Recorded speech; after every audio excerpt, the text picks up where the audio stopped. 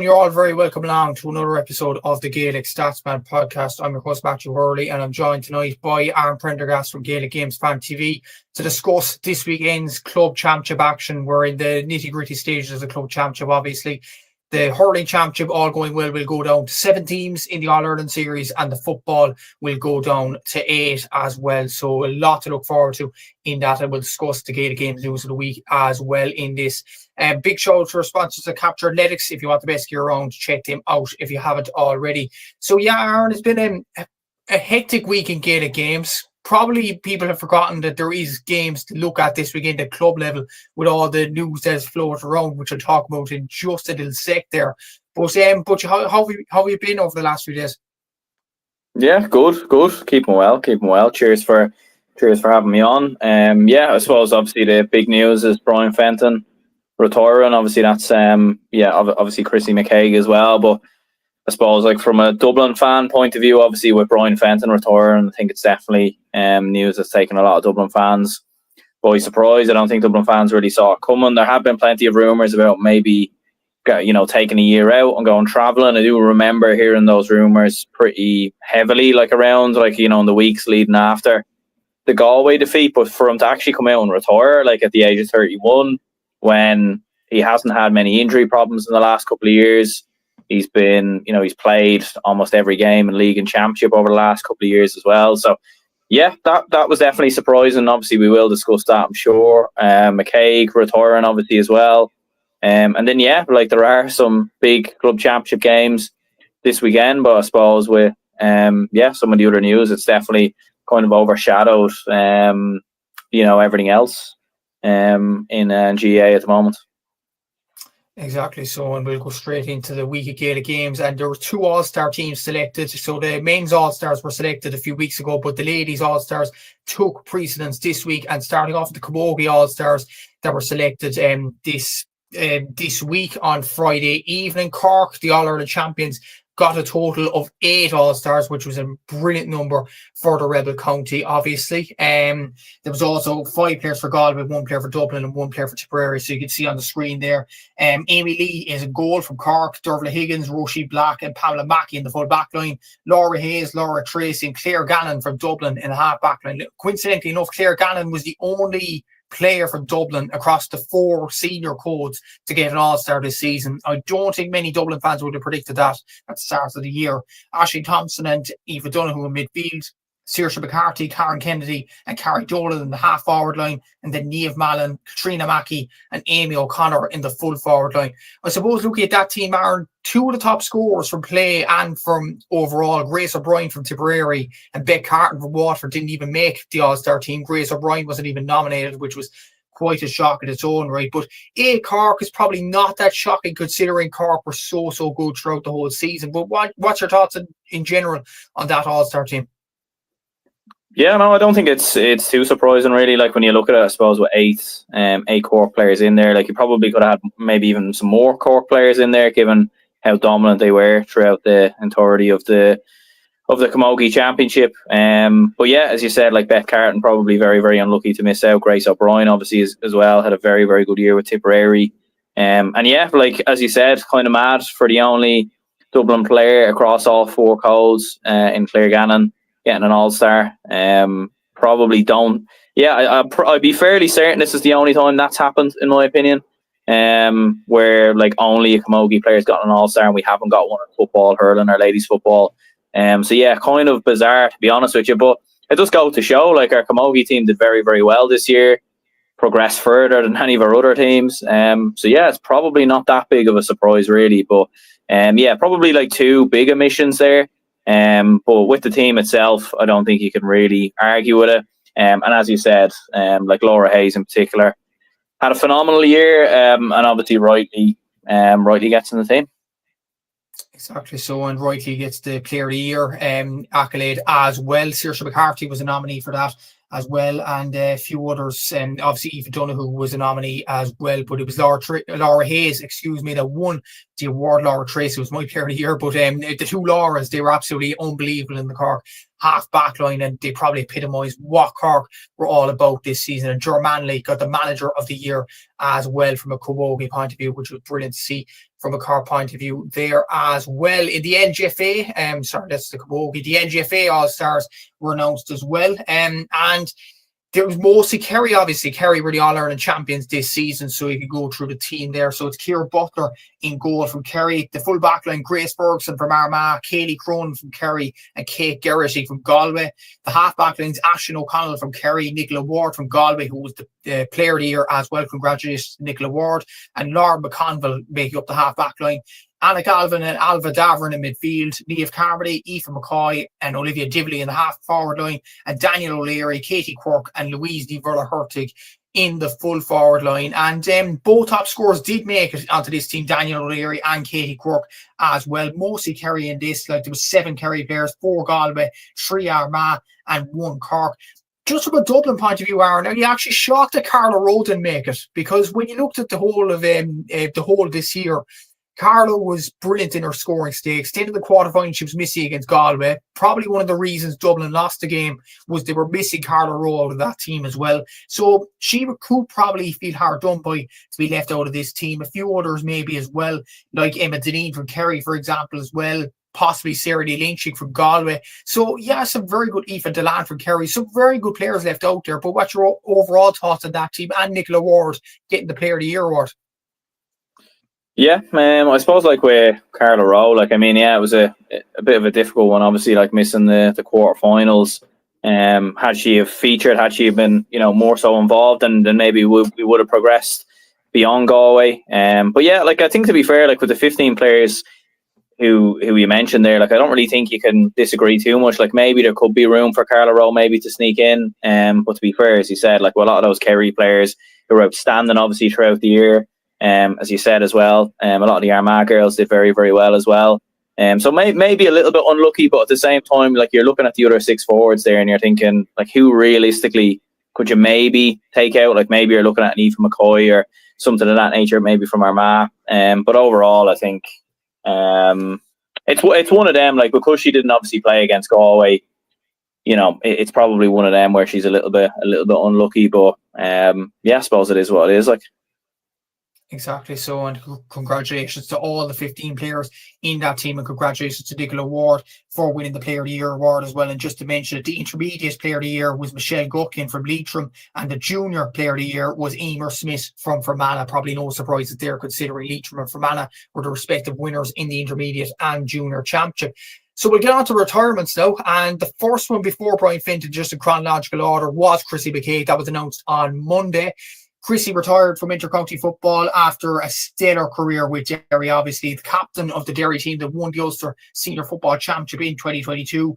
The 35-year-old made his championship debut in 2008 and has played every game for Derry under a 2-year spell playing in AFL down in Australia. He won 2 Ulster titles, one as captain, as I mentioned, in 2022, 1 Division 1 league medal, obviously, last season, should I say, an All-Star in 2022, and Nicky Rackard Cup in hurling as well in 2017, so probably epitomising the brilliance of a dual player in Chrissy McKaigue there. And worth noting, he was on my podcast in episode 10 if you want to listen to that back as well. An interesting chat. And to be honest with Ciaran, I will say this, and I've said this for quite a while as well, he's the one player that once he retires, even speaking to him on my podcast, I thought this guy's going to become a pundit.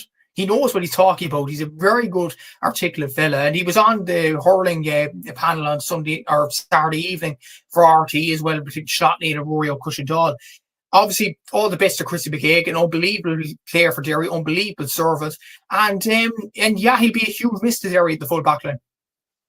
Yeah, 100% he will be. I suppose, like, yeah, you probably, I mean, I suppose it was one of them really with Chrissy McKaigue, having given what he's given obviously over the last couple of years, having put so much on the line, like for both football and for hurling, like with Slot Neal, and then obviously playing quite relentlessly with the Derry senior footballers as well. It was probably bound to catch up with him eventually. And yeah, as you said, like probably one of the best defenders that we've seen in the last couple of years.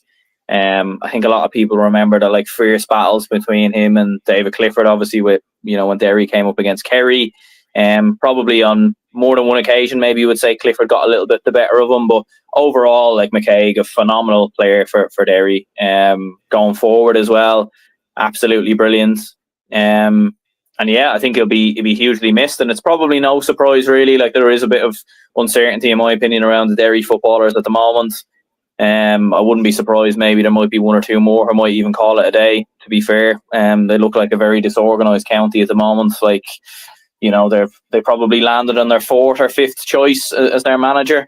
Wouldn't have nearly surprised me, to be honest, if Chrissy McKaigue was maybe waiting around to see who was going to come in, and then as soon as he saw who was coming in, then maybe he thought, you know what, I don't really see this progressing. Because realistically, like McKaigue, like he probably may, obviously he knows his own body, but maybe he could have pushed it for another year or another 2 years. But my thinking is he only would have done that if an All Ireland is there. Like, if he thinks an All Ireland is in sight, and I'm just not too sure with the way that Derry are moving at the moment that that's possible now, in my opinion.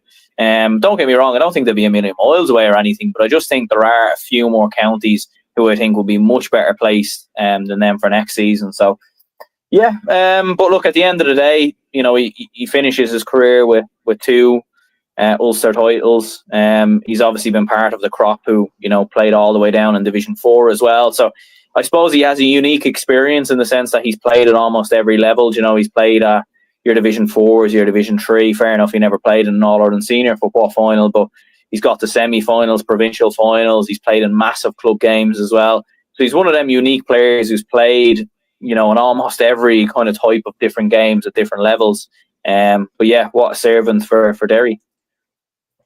Absolutely outstanding. And before we get on to the more high-profile retirements, do you see Chrissy McKaigue as a pundit for next season, whether that be RT or Geoghegan? Yeah, I'd say so, definitely. Like, I think RT are starved of good pundits at the moment. And obviously Michael Murphy, you know, he's coming back to Donegal, so he's not going to be available. So there's a space there straight away, maybe already available. And I suppose he's a little bit unique in the sense that you could probably have him on for hurling and football. You could probably have him on to do a bit of both. So I don't know, maybe a bit of, you know, that might be handy for a bit of cost cutting on the Sunday game, when you just keep, you know, have him on for the hurling and then keep him on for the football. You know, he's probably a little bit unique that way. But yeah, no, I think it would be a great addition.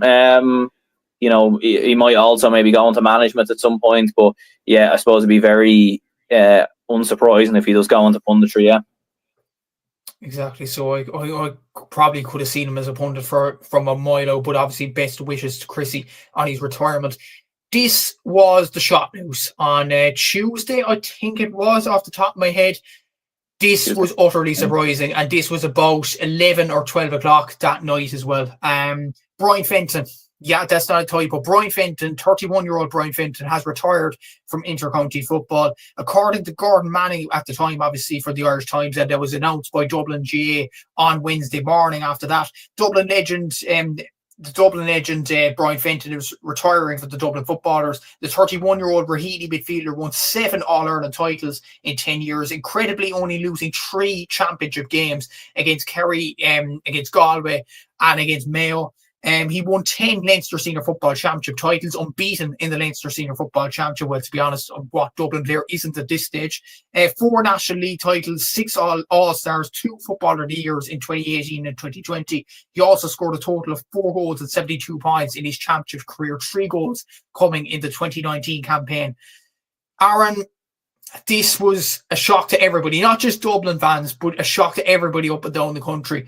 Why do you think Brian Fenton has called it a day now, at the age of 31, when, to be honest, I think he may have had a lot more to give? Yeah, it's interesting. Like, I think maybe he probably looks at it and thinks it's probably maybe a similar scenario with Chrissy McKaigue. Like, there isn't a huge amount coming through at Dublin at the moment. The underage has definitely dried up over the last, 5-6 years. When you're really looking at, I can only really think of one player who's really come through probably in the last 5 years that I'd go, yeah, he's a very solid player, and that's Lee Gannon. The rest of all, like, they've been here or there. We've saw a few, like obviously Colin Basquel's broke on the scene, but he wasn't an underage player. Like, he'd been knocking around for years before. He just couldn't get into the team because our forwards were so good. like Killy McGuinness looks like a good player. I think who's coming on the scene. Ross Cow, very good with the under-20s. But yeah, I think it could be a scenario like it's, announced a couple of weeks after James McCarthy going as well. Desi Farrell's last year, next year. Some older players are maybe sticking around, some maybe aren't. And maybe he's looked at it and thought, you know what, I've won 7 All-Irelands, I've won 10 Leinster titles, 4 National Football Leagues, 2-time Footballer of the Year. He's nothing left to do. He's nothing left to prove. His body is still from what I can see on the pitch, still in a very, very good position. He hasn't had many injuries. He hasn't had many niggles in the last couple of seasons.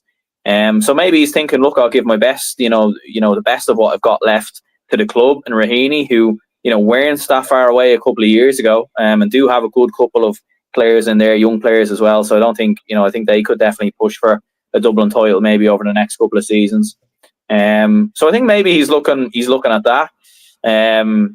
But maybe he's also looking at the fact that it's hard to know. Like, I think with Dublin, because we've so many great club players around the country and because around the county, and because there are still some very, very good players, like I still think we'll be thereabouts. We'll be in the mix for an All-Ireland. But maybe he's just looking at it and thinking there doesn't appear to be huge amounts coming through, and yeah, maybe he's just not really buying into it at the moment. And you can kind of understand it, because when you think about it, like in 2023 when we won the All-Ireland, we were outstanding against Mayo in the quarters, and we were brilliant against Kerry in the final. But like, there was loads of patchy games in between there where we didn't look great, we didn't look fully in, we didn't look fully invested. Last year at times as well, there was a lot of very sluggish performances. So I think, yeah, maybe it's just a case of things going a little bit stale, and maybe he's not really seeing the sort of products coming through Dublin that's been there over the last couple of years. It's hard to know, to be honest. I guess we'll just have to wait and see until he comes out and says it. But yeah, it was kind of a shocking bit of news there. But do you think it's probably the most shocking retirement that we've seen over the past few seasons? Because I can't recall off the top of my memory a retirement that has shocked nearly everybody. Like, when the news came through, I genuinely thought it was a hoax or something. Because Brian Fenton, as you said, he looked physically fit. He looked very good for Dublin last season. He looked as good as he could be. Dublin didn't look too bad, in my opinion. They just had a blip against Galway in the quarter-final. They still had other players coming through, like Patrick Byrne, Killian McGuinness, all those. But do you think maybe that when James McCarthy retired, that was the moment where he was thinking, I'm out of here? Possibly, yeah. It's hard to know, really. Like, I mean, obviously a lot of the lads have gone back training recently, so I suppose you kind of have to let management know that you're not coming back. So that's probably why it's come out as well, because he hasn't come back or whatever. But yeah, it is mad, all right, because as you said, like, he looks like he's still in the prime of his career. Looks like he could still play for another 3-4 years. But like, when we look at the Desi Farrell era, like, I'm obviously a massive fan of Desi Farrell. He's won 2 All-Irelands. It's obviously a very, very hard thing to do with any county. And Desi Farrell's done an unbelievable job there and deserves massive credit. But it has been a common theme for players to not make themselves available under Desi. Whether that's a case of because we've been so successful, because we were so dominant under Jim Gavin, and it's one of them things where you've reached the top of the mountain. Like, how much further really can you go? You've achieved everything there is to achieve in the game. So we've seen a lot of players like Paul Manny and Jack McCaffrey make themselves unavailable. We saw Stephen Cluxton disappear and then come back. Now, obviously, McCaffrey and Mannion have come back. Cluxton has come back. But we've saw players kind of drop off the boil, then come back. We saw changes in backroom team as well. So I think it's just a case of maybe the hunger isn't entirely there within like a lot of the Dublin players, and you can understand it because they've been so dominant for so long. And yeah, maybe it is a case of Fenton looking at it and just saying, like, it looks like maybe the end of an era. And like, one thing is for certain, like, if Fenton was still there, it definitely puts us in, if Fenton stays on himself, ironically, I think Dublin are probably not that far off. But now without Fenton, like, you're looking at that midfield pairing for next season, and you're thinking Patrick Byrne and probably Brian Howard. maybe Killian McGuinness, but like that's a significant drop because let's not forget McCarthy used to play midfield at times as well. McCaffrey, who plays a wing back, hasn't really been fit the last couple of years. So yeah, I think there's I think Dublin could be very vulnerable next year, and I wouldn't be surprised. Like they'll probably still win Leinster, but I think their dominance in Leinster is probably going to come to an end in the next few years. Record this, lads. We'll have to see in the next few years if Dublin do lose the Leinster title to a Loud or Meath or somebody like an Offaly. We'll have to see in the next few seasons. But we will move on to club action now, and we'll start off with probably one of the games of the weekend. But it's a shame that it's not shown on RT or TG4. It's shown on Ulster GATV instead. Kilcoo against Scotstown live from it's not live on TV, it's live on Ulster GATV in the box at Athletic Grounds in Armagh at 6 p.m. on Saturday. It's the Ulster Senior Football Championship semi final. First question, Aaron, it's the obvious one, and I'm just going to say it. Why isn't this game on television? Why isn't it on RT on Saturday evening? Yeah, I think Ulster GATV just wants to fleece the fans and just make as much profit, as much money as possible. Like that surely has to be the only reason as to why. I'm not too sure like how the process works when when these TV companies approach certain clubs, whether the club, where the club's approached to be on TG4 or RT or whatever it may be, and then the club said no, we want to go on Ulster because we'll get more revenue that way. I don't really know, but unfortunately, like this is a common trend. It's not the first time this has happened. There have been a lot of club games in the last couple of seasons that haven't been shown on free-to-air television. We've seen a lot of big games going on GA Go as well. It's very, very disappointing, to be honest, because like you want to have your best games on TV. You want to have you look at Slot Neal versus Rory Og. Like again, like you have to remember, like you will always get just casual fans, and I know this even from people I speak with and work with sometimes who maybe mightn't be that big into hurling or football. But they'll see something on the TV and they'll be like, I'll watch this because there's nothing really else on. And then, that's how you gain another follower. That's how you gain another person who's interested. And I think the League of Ireland has done that really, really well over the last couple of years because they've been able to get people involved in the League of Ireland and interested in the League of Ireland who probably weren't previously. Whereas I just think the GAA are just really, really bad at that. And yeah, it's a massive shame, to be honest with you. Like, no disrespect to any of the other games that are on, but like this is the game that everyone wants to watch, and unfortunately, it's not going to be on TV. It is it is a real shame because these are two, I would say, favourites to get to win All Ireland finally, but not just to win Ulster. Like we both have Scotstown right now as All Ireland favourites. Seamus has Kilcoo as favourites to reach the All Ireland final as well. Like, it's just mind-boggling that this sort of a game isn't live on TV. When you look at not just them or crazy predictions, but you look at the players on show. Kilcoo have All Ireland club DNA written all over their team. Like, they won an All Ireland 2-3 years ago. Like, they were absolutely brilliant in that campaign. Scotstown have like half the Monaghan team.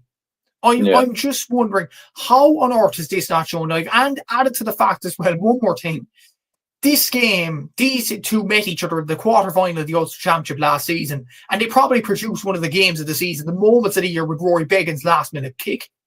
Yeah. Like, I mean, why isn't this shown? It just, we're reeling off so many reasons, and it's still not shown. It's just mind-boggling, really, and probably one of the most, the biggest own goals of the season for RTE in general. Yeah, absolutely. Yeah, like, and again, I don't know why. Like, I don't know how the process works in terms of getting the game. How games are selected or whatever. But yeah, it's just mad. Like, as you said, like it's, you've got Scotstown with like 7 county players in there. In their panel. Obviously, some of them have retired and whatnot, but 7 sort of prominent players that you pick from. You've obviously got a few younger ones in there as well. So there's probably even more than 7 in fairness. And then you've got Kilcoo, who, like, won the All Ireland not so long ago. Still very, very good side. Carl Lacey doing a very, very good job there, in fairness, with them over the last couple of years. So, yeah, it's hugely surprising. And, like, I know Clann Eire and Errigal Ciaran, like, 2 very good teams as well. But, like, this, like, has the makings of a real, real cracker. And, I think when you get to the Provincial Club Championships, I think some of the games sometimes aren't that entertaining because there's a lot of probably one-sided games, and sometimes the standard of games aren't great. you've got a game here now in football that's going to be a cracker probably, and then they don't have it on TV. So yeah, it definitely is an own goal or own point or whatever you want to call it. Definitely is. And to be fair, like, I'd probably actually pay money to watch this, because let's give the game a bit of credit for a minute here. Scotstown are rightly one of the favourites for the All-Irelands. Like, you have Ciaran Hughes, you have Darren Hughes, you have Conor McCarthy, you have Jack McCarran, you have Shane Carey, you have Ryan O'Toole. I probably missed a few players there. Like, they have some outstanding players in that team. Rory Beggan, of course, the goalkeeper, like one of the best goalkeepers in the country. Like, Scotstown have a really, really good core of players, and they beat Kilcoo last year. But Kilcoo will have revenge on their minds from last season, and they'll think, we're not going to let this happen again. And they do have club DNA written all over their team, as I mentioned already. So it has the makings of an absolutely cracking game. And is there I know we're probably going to both pick Scotstown, considering we both probably bat them for the All, you've bat them from the very start. But is there an argument to say that Kilcoo will be determined to get the win after what happened last season? Absolutely, yeah. They're definitely going to make it tough, Kilcoo. Like, they're going to be rigid, very defensively organised. They're going to try and frustrate the living daylights out of Scotstown. They're going to make it hard for them to break them down. But like, Scotstown do have so much quality, and I think there is that argument over the last couple of seasons that Kilcoo, especially when you saw them against Scotstown last year, they do look like a team that are regressing. They don't maybe look as physically strong or fast as maybe what they were a couple of years ago. As we said with Scotstown, they've had, like, you've been nearly looked at them and thought, like, how have they not won an Ulster title even recently, let alone an All-Ireland? Like, how have they not managed? And whether it's a case of, because obviously they've been doing very well with Monaghan, that's kind of maybe been the primary focus. But yeah, I think it's going to be very interesting. Like, I think like, the onus is going to be on probably Scotstown more. Like, they're going to be probably the favourites, whereas last year it was kind of, people weren't entirely sure whether to take Scotstown seriously. So yeah, I think it's going to be very, very interesting. But like, you do, as you said, you look at the talent of Scotstown, like the Hughes brothers in midfield, Ryan O'Toole, Rory Beggan, who can dictate a game by himself. Then you've got Conor McCarthy, Jack McCarran, as well as other very good club players as well, who probably don't get the recognition. It's always the unsung heroes who often come up with the big moments. So yeah, I think Scotstown probably at this moment in time, I would fancy them to edge out Kilcoo. But look, Kilcoo will make life difficult, and I think like, it will be a high standard game, but Kilcoo will probably try and suck the living daylights out of Scotstown at the best of times. But I would still expect Scotstown to pull through.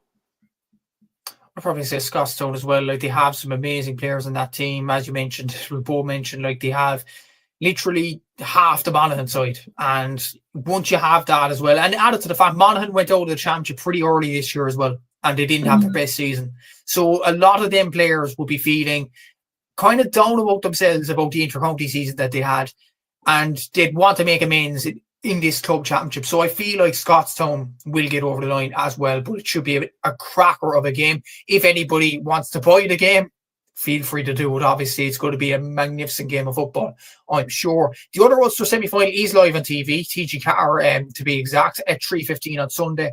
Clann against Errigal Ciaran. It's live from Park Esler in Newry in County Down. So it's the Armagh champions against the Tyrone champions. And to be honest with you, these are probably two sides going in, probably a level playing field in a way, because Errigal Ciaran have some amazing players, obviously, in the Canavans, in Rory Dara, you have Peter Hart there, you have Joe Goose and Ben McDonald in midfield, you have Corbett Quinn at quarterback, and likewise with Clann, you have two All-Stars in that team, Barry McCambridge and Conor Turbitt, plus you have Tierney Kelly in that team as well. And they had some excellent performances from players that weren't on the Armagh panel this season as well, against Sean O'Leary's Newbridge in the quarterfinals. So this is probably a very, very tough game to call. Yeah, absolutely. And it's probably two clubs as well that have had a similar trajectory over the last couple of years. Both ended long waits for county titles, then went into the Ulster Championship and probably flattered to deceive a little bit. But now here they are, both back again, and both have very well recognised county stars, as you said, Errigal Ciaran of the likes of Rory Canavan, Dara Canavan, and then you've got obviously the likes of Clann with the likes of Conor Turbitt, Tierney Kelly. And Jack Conlon, who I think has looked very good as well. He was very impressive the last day versus Newbridge. So yeah, no, I would probably, like, it's very, very hard to call, be very, very even. I would probably shade it towards Errigal, Ciaran, to be honest with you. Just think their quality and attack of the Canavans, and then Joe Goose, as you said previously as well. And I think Errigal, like, they have been building towards this. I know they didn't win Tyrone last year, but for the last 3 seasons, they've looked a very, very big team in Tyrone. And it is interesting, Tyrone clubs haven't done too well, historically speaking, in the Ulster Club Football Championship. I think Errigal, Ciaran, actually, coincidentally, were the last team to win the Ulster Club Championship, I think going back maybe 2003 or something like that. So, yeah, you know, what a story it would be for them to maybe end that duck, albeit they will have either Scotstown or Kilcoo waiting for them in the final. But yeah, I'd go with Errigal, Ciaran. But I think this is a game that could go to extra time, possibly even a penalty shootout. But I'll go with Errigal, Ciaran, to win it by a point maybe after extra time. I'm going to go for Errigal as well. I've been really, really impressed with them down through the games in the past few weeks. And as well as that, they had games in 3 weeks in a row. They had Trillick first, then they had St. Eunan's, and then they had Cargan. Now they have a week gap before this game. And I think that's the energy kind of booster that he would have needed. So I think they're going guns blazing for this. Well, Clann will provide a tough test, obviously, but just feel like Errigal, Ciaran are in a good state at the moment, and they will get over the line. And they're the only Tyrone club off the top of my memory that have actually won the Ulster Senior Club Championship as well. So if Tyrone GA want their clubs to do well, Errigal, Ciaran is the club to look to. There's no doubt about that. So we both predicted Errigal, Ciaran at Scotstown final in the Ulster Championship. So we'll move on to the Leinster Championship, and this is the game actually shown on Saturday evening. Rotherham, Kilcoo and Scotstown. Cuala against Tullamore in Parnell Park at 7:15 p.m. To be honest with you, Aaron, I think, again, it's a massive own goal by Ardee. I think Cuala will romp home in this one. I don't see how Tullamore even challenge them. I think Cuala should win it comfortably. Yeah, no, they should do. I have seen a lot of shocks down the years though with Dublin clubs, having, you know, ended long waits for county championships, and then they go in, and then, you know, they're playing in a game they should be winning comfortably, and then ended up getting shocked. Like, Tullamore do have a good few players in there, like they've the likes of Cormac Egan in there. Noel Furlong, I think, has looked fairly decent as well. So they do have a good few players in there, Tullamore, and they have been knocking around the door and awfully in the last couple of seasons. Obviously, between them and Road, realistically, over the last couple of seasons, it's been either one or the other. But yeah, like, you would look at Cuala after the work that they've put in, having come through Dublin, beating Crokes, then beating a very good Naas team, like myself and yourself both backs Naas. I think Seamus even backed Naas as well. And Cuala, to be fair, it was a tense game, but they managed to come through it. It would be a massive, like, a huge setback, I think, if they were to lose this game. Cuala, like, it would just be, it would be an absolute disaster, really. And I think, given what they've done, I can't see them losing it. Like, club championships are a little bit mad sometimes. You don't really know, like, what can happen. It wouldn't surprise me if Tullamore maybe made this a little bit closer than people expected. But I would still expect, like, going into the final 5 minutes for Cuala to be 3 or 4 up and to look fairly comfortable in progressing through to the final.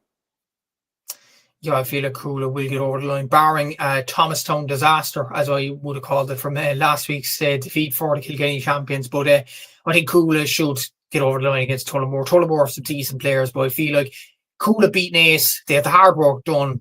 If they were to lose this game, it's like hard work done going down the drain and doing all that for nothing. So I feel like they'll beat Tullamore pretty comprehensively in this one. I think this second Leinster semi-final is going to be a tight game, though, on Saturday at 1:30 p.m. on Clubber. St. Lomans against Ardee St. Mary's. This is on the St. Lomans Club in Westmeath in Mullingar. I feel like this is very, very tight one to call, because Ardee St. Mary's have been on a journey from underage, obviously. They've won Féile titles down through the years. Plus, they have a lot of the low players like Ciaran Keenan in that team. The Jackson brothers, Donald McKenny, they have some very good players in that. Lomans probably have Westmeath's best players in John Haslin, Sam McCartan, Ronan O'Toole, full Eireann, who's been really impressive in this club championship as well. So this is a very, very tough one to call, definitely.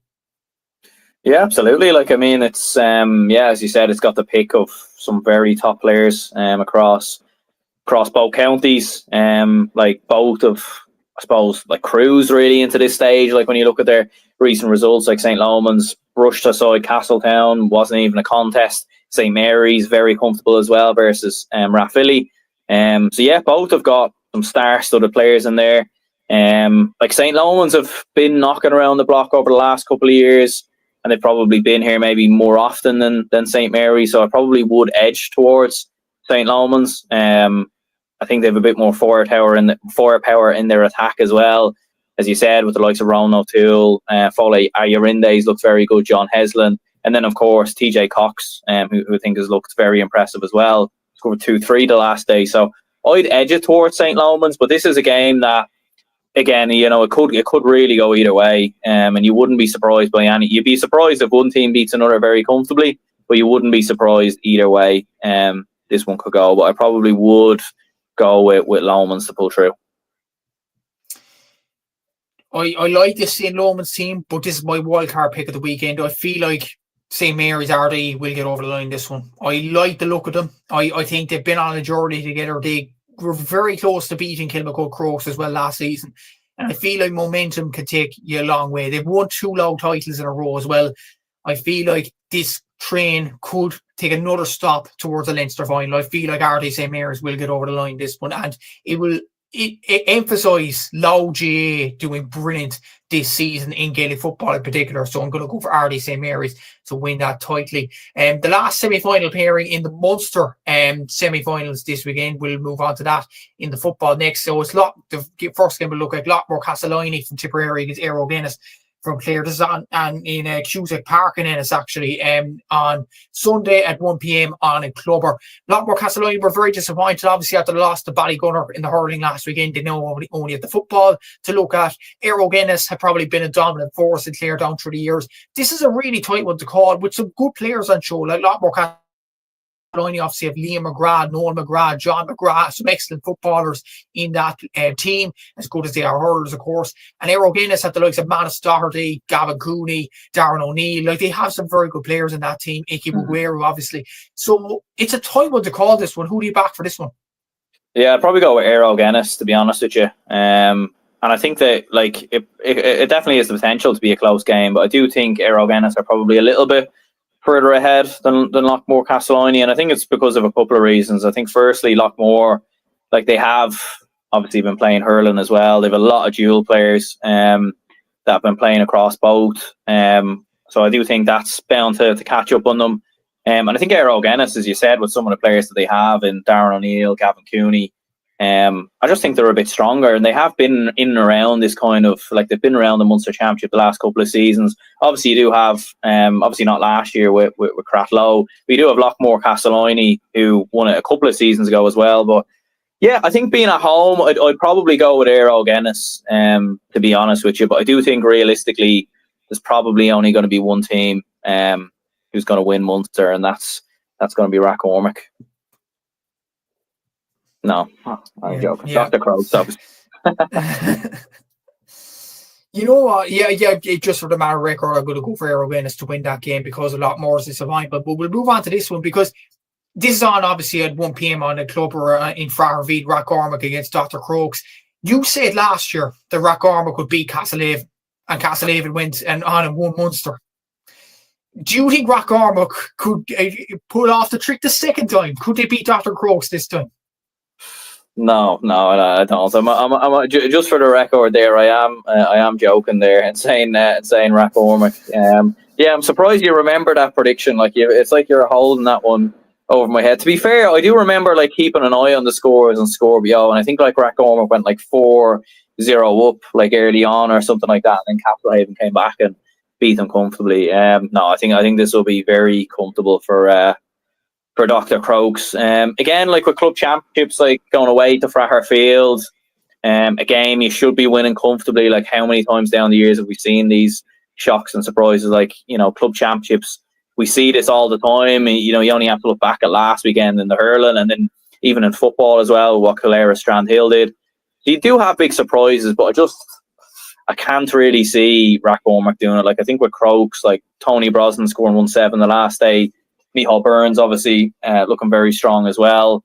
yeah, I think Crokes will be far too strong here. And realistically, like if they're at their best, they probably should win by 7, 8, maybe 9 points. Yeah, I'll probably go for Dr. Crokes in all seriousness. I think they'll beat Rathgormack as well. And to be honest, they look very, very impressive from a Kerry champions point of view. Like, you look down through the years, Ciaran O'Rahilly's didn't offer much. Dingle were decent enough, but obviously succumbed to Castlehaven in that game. I know Castlehaven had 2 injuries, Rory Maguire, Damien Callahan in that quarter-final game. But Dr. Crokes still had a job to do, and they put away Castlehaven with relative ease, to be fair to them. Are they a dark horse for the All-Irelands? Like, you have some very good players there, like Tony Brosnan, like Micheál Burns, who would like to prove a point. I'm sure to Jack O'Connor. You have Fionn Fitzgerald, who's an experienced campaigner. Charlie Keating, who's absolutely excellent, especially under the high ball. You have Pat O'Shea there as manager as well, who was manager of the Kerry team back in the mid-2000s, along the lines of a very successful Kerry team, along with the likes of Jack O'Connor and all them. So, do Dr. Crokes have the components to make an All-Ireland charge here? Yeah, it's hard to know. I think it's one of them where, because we haven't seen Crokes obviously in here the last couple of years. Obviously, they are historically a club, as we know, who've been here and done it on numerous occasions. But generally speaking, like this kind of crop, you'd go back to the crop of probably 10, 15 years ago that was looking very, very strong. But this is obviously a different crop of players. They have a lot of young players obviously in their team. They have some good Kerry players, but probably Kerry players that are more like on the fringes. Like, it's not like they're regular starters. And I think as well, when you look at like the physical presence of a team like Scotstown, Padraig Pearse's, Cuala, as we know, like, Dublin clubs, like if Cuala get through the Leinster Championship, you would have to consider them given they've beaten, a monster club in Kilcoo Crokes. So yeah, look, if Crokes come through Munster, you definitely have to consider them. Again, they beat a very good Castlehaven side by, quite comfortably in the end. Obviously, more about maybe if Castlehaven underperformed, their Crokes were just really, really good. But look, if they come through Munster, they'll definitely be in the equation. And it kind of nearly reminds me of Ciaran O'Rahilly's maybe from a couple of years ago. Like, everybody kind of dismissed them and didn't really take them serious. And then I was at the game when they played Crokes, and they weren't, Crokes were comfortable for large parts. But going down the home stretch, Ciaran O'Rahilly's started to push and started to knock on the door. And that was very, very close towards the end of the game. So it's one of them, maybe it could be similar with Crokes, but realistically, maybe there might be some big shocks in Ulster and Connacht and Leinster, and maybe the teams we expect to come through mightn't come through, and then maybe we'll think differently. But you would be looking probably at Crokes as maybe the weakest of the 4 provincial winners if the other teams we expect to win do win. It's an interesting point, considering Ciaran's were decent enough in some parts against Crokes. That's the thing. Ciaran's weren't a great team coming out of Munster. They got very, very lucky. Nemo, well, firstly, the Bars messed up against Nemo in the Cork final. Then Nemo messed up against Clonmel Commercials. Then Clonmel messed up against Newcastle West. And let's be honest, in the Munster final, Newcastle West should have beaten Ciaran O'Rahilly's as well. The difference is Dr. Crokes look incredibly good. And they do have good players. They have a good manager there in Pat O'Shea as well. I'm not saying, I still think Scotstown, if they get to the semi-final, will beat Dr. Crokes. But I feel like they can't be dismissed. Like, they do have some very good players. They had the history there as well. And they look a very, very good side. And they've come out of Kerry winning the league, the club championship, and the county championship. They've won all 3 competitions. And they beat a relatively good Castlehaven team. Yes, a Castlehaven team that underperformed and had some injury problems, but still a very good Castlehaven team that won Munster last season. So I feel like Dr. Crokes could be a dark horse in this All-Ireland series if they get past Munster. So that is the football wrapped up. There's 2 games in the hurling this weekend, and that is the Leinster hurling semi-finals. And the first one is live on TG4. Castletown Geoghegan against Kilcormac Cuala. I've searched it on Google Translate and I've got it now. Castletown Geoghegan, that's the name of the club from Westmeath. It's on Sunday at 1:15 p.m. on TG4, and this game is on in TEG Cusack Park in Westmeath. Surely they can't do it again, Aaron. Surely Kilcormac Cuala with the boy wonder Adam Screeney can topple this Castletown Geoghegan team, or can the gods be with them again? Yeah, it's hard to know really, because like there'll be some amount of momentum in Castletown. There really, really will be. Like, after doing what they did against Thomastown, beating them the way that they did, As you said, like Niall O'Brien obviously scoring 113 that day, looking absolutely outstanding, like nearly scoring more than Thomastown's entire total. It is interesting. Kilcormac have a very young side. They have a lot of young players obviously in there, as we said. Castletown Geoghegan are a side that have probably been, they've obviously come through Leinster a couple of times, had some bad results, and this Thomastown result was big.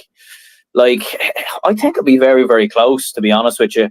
And like Kilcormac are one of them sides that were, because of their young players, we're expecting them to come through, we're expecting them to make the breakthrough, but it could also be maybe a little bit too soon. I don't know. It's a part of me maybe nearly thinks this could be my wildcard prediction, maybe, and I might go for Castletown Geoghegan maybe to carry on their momentum and maybe beat Nickett as well. Like, they're playing at home as well in this game in Cusack Park, aren't they? So yeah, no, I think I'm going to go for Castletown Geoghegan. I have to disagree with you. I feel like Kilcormac Cuala look a serious threat for Leinster this year. They've been knocking the door for a few seasons. They've been bouncing off Offaly for years now. And I feel like with the likes of Adam Screen, it's not just the boy wonder himself. It's Charlie Mitchell, it's Colin Spain, it's James Screeney there as well. It's James Mahan, Breakin Kavanagh, Conor Slevin and goal, Tom Spain. There are some good players on this team. And I feel like this is the chance. This is a big chance for them, considering they were outmuscled by O'Loughlin Gaels last year. And that can happen. You have brilliant players in that O'Loughlin Gaels team, like the likes of Hugh Lawler and Mikey Butler, etc., etc. But this is a team, Castletown Geoghegan, no disrespect, but haven't really won Leinster games down through the years. Maybe it was a flash in the pan the last week. So I just feel like Kilcormac Cuala will have more about them and get over the line in this one. But it should be a very interesting game. There's no doubt about that one. The last game of the weekend, it is Fianna against St. Martin's on in Parnell Park on Sunday at 3 p.m. on a clubber. A lot of people backing Fianna, obviously. And I probably backed them for this game, to be fair. But St. Martin's are going along very nicely as well. Mm-hmm. After winning the Wexford Championship 3 weeks ago, they have the likes of Rory O'Connor, who scored something like 3 goals and 90 points at the club championship, which is an absolutely ridiculous tally. So Fianna, they look good, but they cannot take this game easily either. No doubt about it. Yeah, like it's definitely a banana skin probably. Given the fact that Fianna have looked so good, they've been playing some of the best hurling I've seen from them. Like Colin Curry, AJ Murphy, Colin Stacey, all looking absolutely brilliant. But as you said, you can't look past St. Martin's as well. Like Rory O'Connor's obviously looked very strong there. So yeah, like it is one of them at Parnell Park. I would expect Fianna to come through. It just will be interesting to see, because Fianna recently have had a lot of very one-sided games, a lot of very dominant games. They haven't been in too many games in recent memory where it's been close and going down the home stretch or whatever. So that'll be interesting to see. But I would expect Fianna to pull away and to have too much for St. Martin's overall. But again, this is one of them games that it could be an L surprise, and you could be sat here Sunday night or Monday night or whatever and talking about a famous win for St. Martin's. It could happen. But I just think Fianna will be too strong. I'd go with a 5-point win. I'll probably go about 2 or 3 points. I think it'll be closer than people think. Fianna will get over the line, but I think St. Martin's will definitely put up a test to them. Obviously spearheaded by the O'Connors in Jack and Rory. So that is the end of the podcast. Well, it's not. There's one more comment here. Gavin O'Reilly saying here, sorry lads, very briefly before we finish, thoughts of Roscommon's new jersey. I'm on the fence with stripes, look good, but I'm not sure if it's a bit on Roscommon-like. I'll allow it, Gavin, even though I'm a celebrity right about now. But I will ask you about the Roscommon jersey, Aaron. The hoops, I don't like it. I really don't. Obviously, I'm not going to bring up the image because I don't have it with me at the moment. But I'm sure you've seen it online. Thoughts on it? Yeah, not really. No, it does. I think, Gavin, I might have seen your comment on Twitter saying it looks a bit like a Clare jersey. I'd probably agree, to be honest. It does look a bit very Clare-esque. Do you know what I mean? Like, it's like if you saw Clare with a jersey like that, you'd be like, all right, yeah, I kind of get that, to be fair, with the blue. But yeah, I don't know. There's too much blue in there for me for it to be Roscommon. Do you know what I mean? I'm not really a fan of it overall, to be honest. But look, at least though, to be fair, they are going for something different, and like we do criticise a lot of counties jerseys for looking basically the same every year. So at least they are trying something different. Like maybe so, yeah. It looks like more of a rugby league jersey for me. But look, it is what it is. Yeah, it's going to be interesting to see how Roscommon do next season in their I don't know what you call it, a beehive jersey or something else. It's a very, very interesting design. There's no doubt about that. But hopefully, for Roscommon's sake, it brings them Connacht silver or potentially All Ireland. We'll have to see in the next month or so. But or year or so, should I say? But that. The end of the podcast. Thanks for listening. Thanks to everybody that viewed the podcast as well. Thanks to Gavin for the comment there. Thanks to Capture Athletics for sponsoring today's show. Subscribe, all that good stuff. Ring the bell on YouTube to make sure you don't miss any episode. Thanks to Aaron for coming on to the show. And until next week, we'll see you then and take care.